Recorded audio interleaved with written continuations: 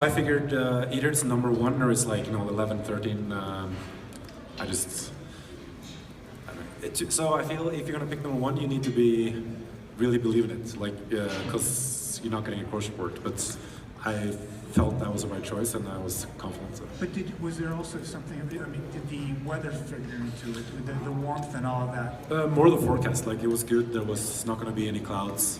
It looked like it would be even conditions for everyone, and I figured that. So you didn't think there would be an advantage to that, just that it would be better than 11th? I thought there was more of an upside to number one than there was to later. That's kind of what I thought, and I felt the risk was small. Like it was a good risk reward.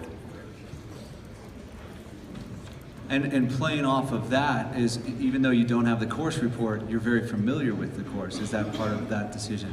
Yeah, I think that, it changes a little bit every year, but the basics are kind of the same. So, the coaches asked yesterday what I wanted, and I said if number 3 is not available, I'll take number 1. And I think they were a little surprised, but it worked out. It worked out great. Any other questions over here from the media? When you skied down, obviously going to first, how confident were you that that run would hold up? Well, I was confident it was a good run, but a good run can be a top 5. So I was a little worried actually when Max Frans came and he was 2 tenths ahead on the top.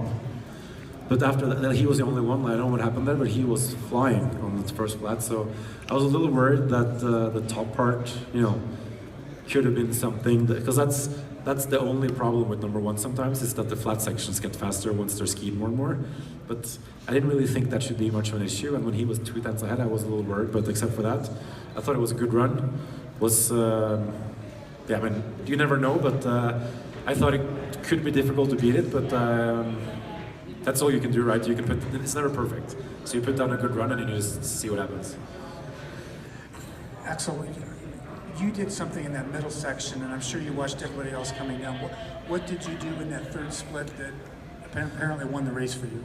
I think I skied a shorter line. I threw the left footer first, coming into the GS start and around pump house.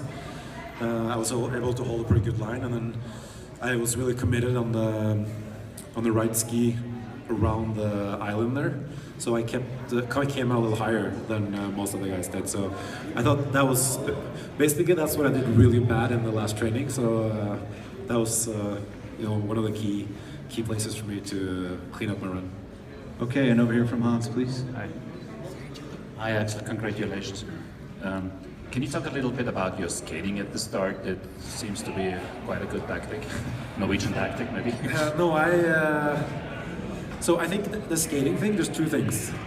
It's hard to know if it's fast or not, but with number 1, I kind of just wanted to have that attacking attitude right away.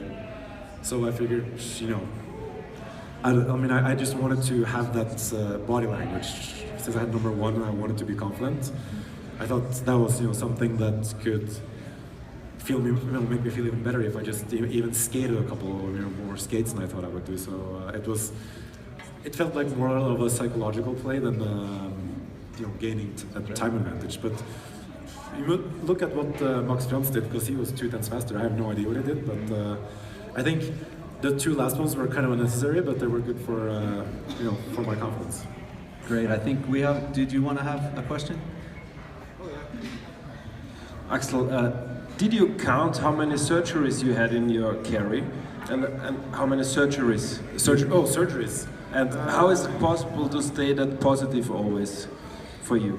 I counted, but now I don't know actually, but there are a few, but it's that when you think about it, I didn't have any major injuries until I crashed here in 2007, and then I was 24 years old, turning 25 that year, and already one of the best guys in the world.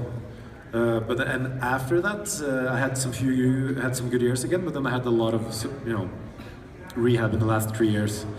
But if you look at the bigger picture, if I had the last 3 years I've had now, if I had those, early 2000s, I would never sit here now and be a World Cup skier, I think. So I think it evens out. Like, I was fortunate not to get injured a lot in the beginning of my career, and I've had some bad luck in the last part of my career, but I think still feel lucky because I was able to make it to the World Cup and win races without major injuries when I was young, and I think that's, you know, because right now, I mean, for sure it takes work to recover from a surgery, but you're part of the best ski company in the world.